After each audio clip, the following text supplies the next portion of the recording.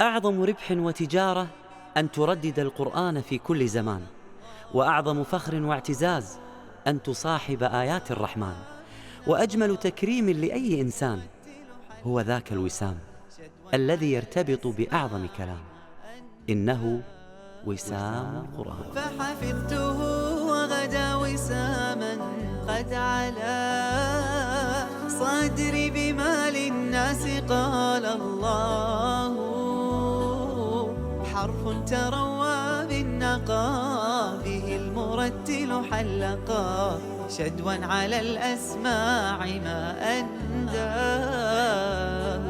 700 امرأة في الكويت يحفظون القرآن على يد 60 شيخة كويتية مجازة في حفظ القرآن. ألا يحق لنا أن نفتخر بهؤلاء؟ هذا المشروع القرآني النسائي المتخصص المتميز اسمه سابق الزمان واحفظ القرآن. تشرف على هذا المشروع وهذه الحلقات الشيخة الكويتية عايشة الصفي. عايشة الصفي قصتها أصلاً في حفظ القرآن عجيبة وملهمة للجميع. تعالوا معاي نتعرف على هذا المشروع أكثر.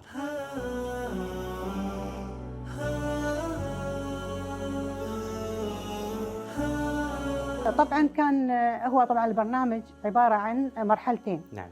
المرحلة الأولى اللي هي بالشهرين، اللي هي تحفظ حفظ سريع. اللي في الصيف. تحفظ حفظ نعم. سريع. نعم.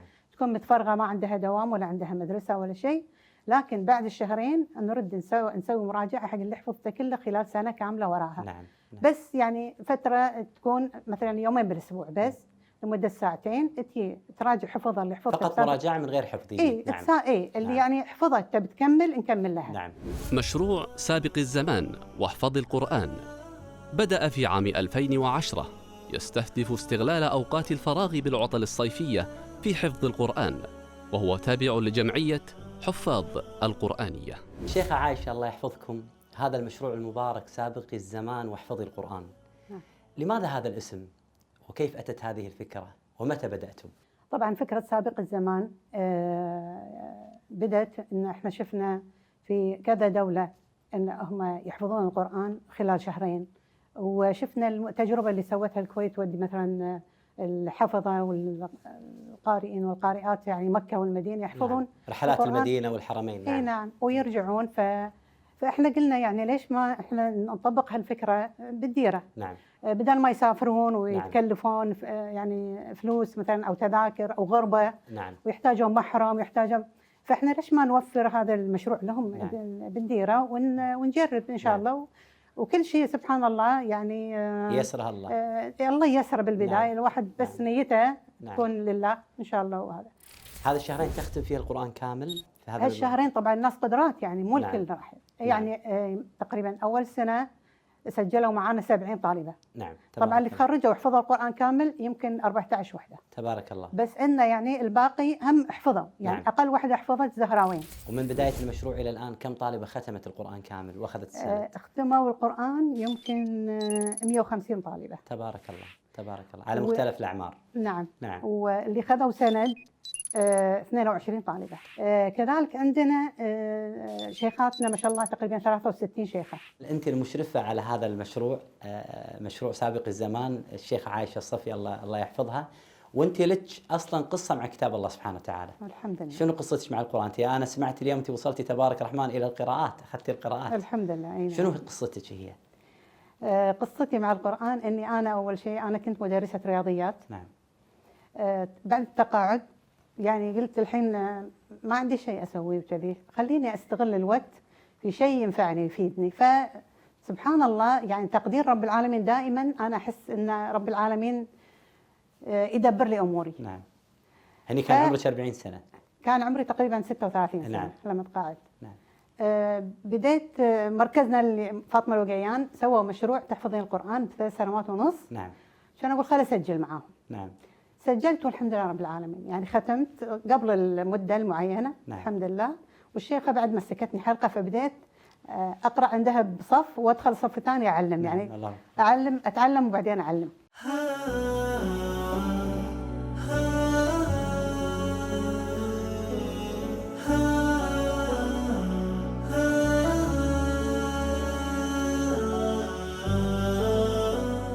أنا أقول لك عندي طالبة عمرها 70 سنة نعم. حفظت القرآن ب6 سنوات. تبارك الله. يعني بدأت كم عمرها؟ بدت يمكن على 70 أو نعم. أقل من 70 شوية. نعم. واختمتها وهي تقريبا 76 تبارك 77. الله. تبارك الله. وبدت مرة ثانية تراجع عندي، قالت حسيت تفلت. نعم سبحان الله. بدت تراجع، وصلت سورة هود وتوفت الله يرحمها. لا إله إلا الله. الله يرحمها. كانت حريصة على القرآن الله أكبر. مع إنها كانت مريضة، معاها جلطة بالرأس الله أكبر. ومعاها غسيل كلى تغسل، الله. وحريصة على الحلقة، ما تخلي الحلقة، الله أكبر. وتبكي لما كل ما تقرأ القرآن تتأثر وتبكي فيه. الله. يعني سبحان الله. الله أعطاها القرآن. الله يعني أعطاها الله القرآن. أعطاها القرآن في نعم، النهاية. نعم. يعني نعم. النبي عليه الصلاة والسلام يقول إنما الأعمال بالخواتيم، وختمت حياتها بحفظ القرآن، مراجعة القرآن إلى سورة هود. هذه حلقة يعني بصراحة استثنائية بالنسبة لي أنا، إن احنا تكون بإذن الله هي تشجيع لكل نساء الأمة، كل نساء الأمة الإسلامية. الحمد لله. كل من يشاهدنا الآن بإذن الله يتأثر بهذا الكلام ويبدأ بداية حقيقية مع القرآن. يعني عشان أقول لك أنا مو علشان يعني علشان اللي قاعد يتعذرون بالمشاغل وهذا، يعني أنا بعد ما حفظت القرآن قلت أبي أتعلم العلم الشرعي. يعني نعم. أنا ما فدخلت كلية الشريعة. نعم ما شاء الله تبارك. الحين كم عمرك أنا- دخلت كلية الشريعة؟ الحين عمري 62 تبارك يمكن الله. دخلت، نعم. والحين بتخرج بعد أسبوع إن شاء الله. تبارك الله. إن شاء الله. تبارك الله. يعني أنا ما أدري شنو أقول، لكن إن يعني شاء أنا الله. لو أترك إن شاء الله كلامك ربي فقط في يتقبل. هذه الحلقة وما ربي أتكلم ولا كلمة، ربي هي أعظم رسالة لكل نسائنا. فالحمد لله بعد ما ختمت قلت خل أراجع القرآن.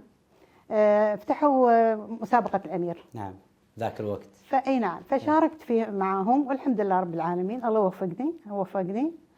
فهني اللي دق علي يبشرني أنا فايزة نعم. كان الشيخ أحمد طرابلسي نعم. الله يحفظه. عبد الرحمن. فقال لي شو اسمه، نعم قال لي قصة ليش ما تاخذين سند؟ ما أدري شنو السند كان، نعم. شنو السند وهذا، وشرح لي وقال لي. قلت منو عاد أي شيخ؟ يقول عندنا الشيخ مأمون كاتبي نعم. زاير الكويت وكذا يعطي سند. خل شو اسمه نشوف موعد وكلميه وطلبي منه. سبحان الله، رحت المركز يوم ثاني ولا الشيخ نفسه جاي زيارة للمركز الله أكبر. في بيان. في بيان. نعم. سبحان. بعد الله سبحانه وتعالى يسر لنا الشيخ عبد الرازق. نعم. الشيخ عبد الرازق الله يرحمه يعني ختمنا على ايده قراءة العشر الكبرى نعم. الطيبة وعطانا سند فيها والحمد لله. تبارك الله. فأنا أقول لك اللي يقول أنا مشغول ما عندي وقت، صراحة أنا لما كنت أحفظ القرآن كان صدقاً أنا متقاعدة. نعم. بس كان عندي طفل صغير نعم. 2 وكان عندي حفيد شايلته على كتفي بعد، الله الله. لأن بنتي كانت تدرس نعم. وأنا ماسكة الله أكبر. ولدها. ومع هذا فعندي 2 ربع يعني، ومع ذلك أحفظ المصحف بإيد وشايلة الحفيد الله بإيد وهذاك يمشي وراي. الله أكبر. فما في لا يعني ما أدري، أنا أشوف إنه يعني الواحد يطلع له ساعة. نعم. يعني اليوم 24 ساعة، يعني مستحيل ما عندي ساعة. نعم. أنا ساعة للقرآن. حق القرآن. نعم. أصك علي الدار يعني نص ساعة أي ساعة نعم. أحفظ. أي نعم. ربي يعني أسأل الله يتقبل سبحانه وتعالى تكون هذه حلقة هي أعظم وأجمل وأيسر رسالة لهم لحفظ القرآن إن شاء الله. وسام القرآن. بعد لقائنا الجميل مع الشيخة عايشة عسى الله يحفظها، ما أعتقد اليوم في عذر لأخواتنا وأمهاتنا وكبار السن إنهم ما يحفظون القرآن. الشيخة عايشة بدأت أصلاً بحفظ القرآن وهي كبيرة في السن، واليوم تبارك الله هي تحفظ كتاب الله سبحانه وتعالى بالقراءات ال10 وتعلم القرآن. إحنا لما نقول كبار بالسن شنو نقصد؟ يولي شباب أعمارهم 30 سنة يقول أنا كبير في السن وطافني القطار وما أقدر أحفظ القرآن.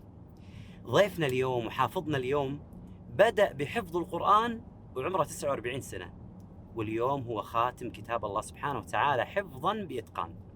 خلونا نتعرف أكثر على قصة الغالي الدكتور موسى المزيدي. شهر رمضان الذي أنزل فيه القرآن هدى للناس وبينات من الهدى والفرقان، فمن شهد منكم الشهر فليصمه، ومن كان مريضا أو على سفر فعدة من أيام أخر، يريد الله بكم اليسر ولا يريد بكم العسر ولتكملوا العدة ولتكبروا الله على ما هداكم ولعلكم تشكرون.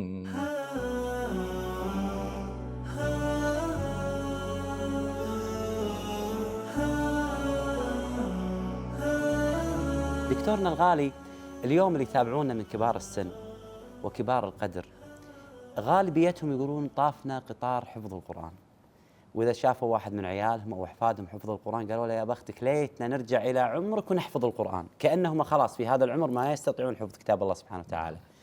حدثنا عن تجربتك، نبيهم يستفيدون منك دكتور. نعم والله، بسم الله الرحمن الرحيم. أولا أنا حفظت القرآن وكنت أبلغ من العمر 49 سنة ما شاء الله، و10 أشهر و15 يوم. ما شاء الله تبارك نعم. الله، لأن من أهم الأيام أنت حافظة ما شاء الله تبارك الله. لأن من أهم الكتب اللي ينبغي أن تحفظ الله أكبر. كتاب الله، فعرفت الوقت بالأشهر وبالسنوات وبالأيام. ما شاء الله.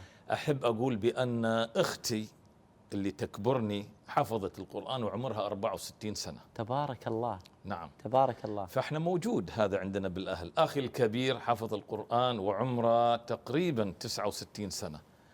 فحفظ القرآن وأنت كبير أمر عادي جدا، الذاكرة قوية جدا وعندها الله. قدرة عجيبة على الحفظ. الله سبحانه وتعالى خلق هذا الدماغ بطريقة بحيث يستطيع أن يحفظ القرآن في أي سن. يكفينا علما بأن كثير من الصحابة حفظ القرآن كاملا وهو كبير في السن. عليه الصلاة والسلام آخر آية نزلت عليه وهو كان يبلغ من العمر 63 سنة. شيخ القراء الشيخ محمود خليل الحصري أنت التقيت فيه في أمريكا، وإحنا نقول يا حظك التقيت في الشيخ رحمه الله. نعم. حدثنا عن هذه التجربة. الله أنا محظوظ جدا. نعم. أني ألتقي بشيخ القراء. اتصل فيني الدكتور هشام عندنا في ولاية إنديانا مدينة لافييت اللي أنا كنت أدرس فيها. نعم. فقال لي الشيخ محمود خليل الحصري موجود في مسجد الأمين الله. في مدينة جيري إنديانا على بعد 1.5 ساعة. نعم. إيش رأيك تروح تجيبه؟ فاتصلت بأخي وحبيبي عبد الحميد بن ناجي، هو عنده سيارة ما عندي. نعم. فقلت له ايش رايك نروح نجيب الشيخ مباشرة؟ وافق. رحنا 1.5 ساعة، أخذنا الشيخ ركبناه بالسيارة 1.5 ساعة. هذا في أي سنة؟ 1973. نعم. 1.5 ساعة ونحن نستمع إلى تلاوة القرآن من فمه إلى أسماعنا في السيارة مباشرة. الله. في السيارة. الله. فبما رحمة من الله لنت لهم ولو كنت فظا غليظ القلب لانفضوا من حولك. دكتورنا الحبيب، أنت عندك سر من أسرار حفظ القرآن هو اختيار مصحف واحد تحفظ منه. شنو هذا السر؟ ولماذا هذا السر اللي اخترته؟ أصلا أنا أنصح الجميع نعم. أنه يلتزم بمصحف واحد ما يغيره. نعم. ويكتب اسمه عليه حتى ما في غيره يستعمله. هو الوحيد اللي يستعمل هذا المصحف. الله. ويكون موجود معاه. نعم. وين ما يروح يكون موجود وقريب منه. نعم. نعم. فالمصاحف مختلفة. نعم. من حيث بداية الآيات ونهايتها. أنا بدأت أحفظ على المصحف اللي هو طبعة بولاق يسمونها القاهرية. نعم. القديمة. حتى يرسم المصحف في ذهنه. حتى يرسم المصحف في ذهنه. نعم. وأنت تقرأ القرآن اللي تقلب الصفحات. نعم. الله أكبر. وأنا متأكد أن هذا موجود نعم. عندك كذلك نعم. شيخ نعم. فهد. نعم. فوأنت تتلو الصفحات تتقلب في ذهنك. صحيح. بالمناسبة أنا لست مع الحفظ من خلال الآيفون أو السمارت فون. نعم. أو النقال نعم. الذكي. نعم. لأن أنت من تعرف الصفحات وحجم المصحف. نعم. حتى حجم المصحف يساعد. وبركة لمس المصحف يعني. لمس المصحف. يعني نعم. أنت وين بربع المصحف ولا بنص المصحف ولا في نهاية المصحف. الله. كل هذا يساعدك على الحفظ. ثم بعد ذلك حينما تخرجت وذهبت مرة أخرى لتكملة الماجستير والدكتوراه استكملت مسيرة الحفظ إلى أن حفظت 17 جزء حينما نلت شهادة الدكتوراه عام 1981. حتى قررت أني أنهي حفظ القرآن بتاريخ 15/10 من عام 1998. دكتور، في سنة 98 هذه السنة سنة فاصلة. نعم. هذه السنة اللي أنت أقسمت فيها أنك راح تغير أهدافك في الحفظ. نعم. شنو صار فيها السنة؟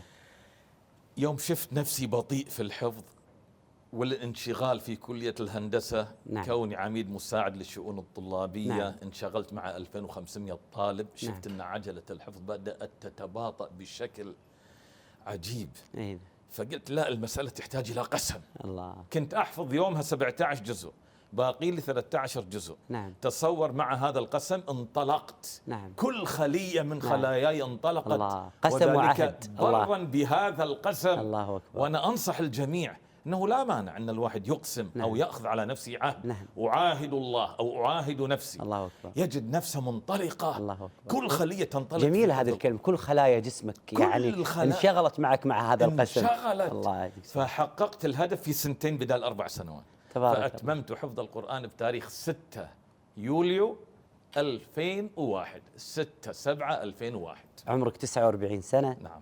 تبارك الله. وحفظت في 2. هذه رسالة اليوم إلى كل من يشاهدنا اليوم من كبار السن وكبار القدر اللي يتابعونا، أمهاتنا وآبائنا. هذا المثال، إحنا لا نروي قصة من الخيال. اليوم الدكتور أبو يوسف عسى الله يحفظه ويطول في عمره مثال لكم. ليعلم الجميع بأن تكنيك الحفظ يختلف تماما عن تكنيك المراجعة. حفظ القرآن سهل، لكن المراجعة أصعب من الحفظ بكثير. المراجعة لازم تضبط المتشابه، ثم تكنيك المراجعة تستفيد من الطوابير وما أكثرها. دكتور، تكنيك الطوابير، شنو هذا التكنيك الجميل هذا؟ نبي نتعلمه معاك. تكنيك الطوابير، والله مصطلح حلو هذا. لا جميل أول مرة جدا. أسمعها. يحفظ اليوم عند المشاهدين. تكنيك الطوابير، أنا عددت الطوابير اللي الإنسان يوقف فيها وينتظر دوره. نعم. فأحصيتها فوجدتها 100 من الطوابير. الله. 100 الله. من طابور الانتخابات. نعم. لمجلس الأمة، هذا واحد. مجلس نعم. البلدي. الله. من طوابير الخبز. نعم. من طوابير الجمعيات التعاونية. تأخذ المصحف وتراجع. نعم. نعم، أتذكر أني أنا راجعت سورة من السور أثناء انتظاري في طابور البنزين. نعم. وسورة أخرى أثناء انتظاري لطابور الخبز. قبل ما نختم دكتور، عندي مداخلة ودي نسمعها أنا معاك وأبي أسمع تعليقك عليها. الله يسلمك دكتور. بسم الله الرحمن الرحيم. السلام عليكم ورحمة الله وبركاته. معكم أخوكم يوسف موسى المزيدي. أود بداية أن أحمد الله سبحانه وتعالى على نعمة الوالدين، الوالدة الفاضلة المربية والوالد الدكتور موسى المزيدي الله يحفظه، اللي يعتبره قدوة لي في إصراره وتركيزه على تحقيق أهدافه، والحمد لله الذي مكن من حفظ القرآن الكريم. وأتمنى أن يكون عندي الصبر والعزيمة، وأن يرزقني الله بحفظ القرآن الكريم، ونقول له شكرا على حسن التربية، والسلام عليكم. شو المفاجأة؟ الله يجزيك خير. هذا ولدي أي يوسف. أي نعم. وأنا أبو يوسف معاكم. أي نعم. شو المفاجأة الله هذه؟ يرضى لي عليك. البارحة مكلمة ما قال لي. احنا حريصين إنه ما يقول لك اصلا. اي والله. هذا الابن البار يتكلم بشموخ ان هذا هو والدي الدكتور موسى المزيدي، يتكلم بعز انه هو قدوتي. شنو كلامك لابنك يوسف؟ ابني يوسف وإخوان الأربعة منذ الصغر حرصت على أن يتتلمذوا على شيخ، ثم يوم دخلوا الجامعة انشغلوا في هذه الحياة، لكن الهدف موجود. نعم. نعم. أنا إذا أنا أبوه عمري 49 سنة، هو ما زال أقل من 49. نعم. نعم. فأتمنى وأرجو من الله أنه يكمل الحفظ قبل أن يصل إلى سن 49. يا رب. وهو كل آية أنت تحفظها في ميزانهم إن شاء الله دكتور بإذن الله عز وجل. إن شاء الله. هذا الأب المبارك يعني، والذين آمنوا واتبعتهم ذريتهم بإيمان ألحقنا بهم ذريتهم وذرية بعضها من بعض. آمين. هكذا يقول القرآن. أيوة. فإحنا فخورين فيك دكتور، الله يسلمك. وهذا اللقاء عزيز علي جدا، وهذا بإذن الله يكون رسالة وقيمة لكل من يتابعنا من كل أطياف المجتمع، وأهمهم كبار السن وكبار القدر. جزاك الله خير. الحفظ في الصغر كالنقش على الحجر، قاعدة صحيحة 100%. نحن دائما ننصح بأن تحفظ القرآن وأنت صغير في السن حتى لا تنشغل مع مشاغل الحياة، ولكن أن تصل متأخرا خير لك بأن لا تصل. الله سبحانه وتعالى يسر حفظ القرآن لكل الأعمار وفي كل الظروف. يقول الله سبحانه وتعالى: ولقد يسرنا القرآن للذكر فهل من مدكر. الدكتور موسى المزيدي وأخته وأخوه حفظوا القرآن وهم كبار في السن، وهم من واقع مجتمعك ويعيشون نفس ظروفك، دكاترة في الجامعة وآباء وأزواج وحفظوا القرآن. أنت ما هو عذرك؟ أنصحك من الآن أن تبدأ بحفظ القرآن وتعزم على ذلك، وبإذن الله سوف تحصل على وسام القرآن. تتنفس الأرواح حين تراه عطرا تفوح شذاذه الأفواه. حينا فتأخذنا الحياة والعين تبكي علها تلقاه. فحفظته وغدا وساما قد علا صدري بما للناس قال الله. حرف تروى بالنقى به المرتل حلقا شدوا على الأسماع ما أنداه. فحفظته وغدا وساما قد علا صدري بما للناس قال الله. حرف تروى بالنقى به المرتل حلقا شدوا على الأسماع ما أنداه.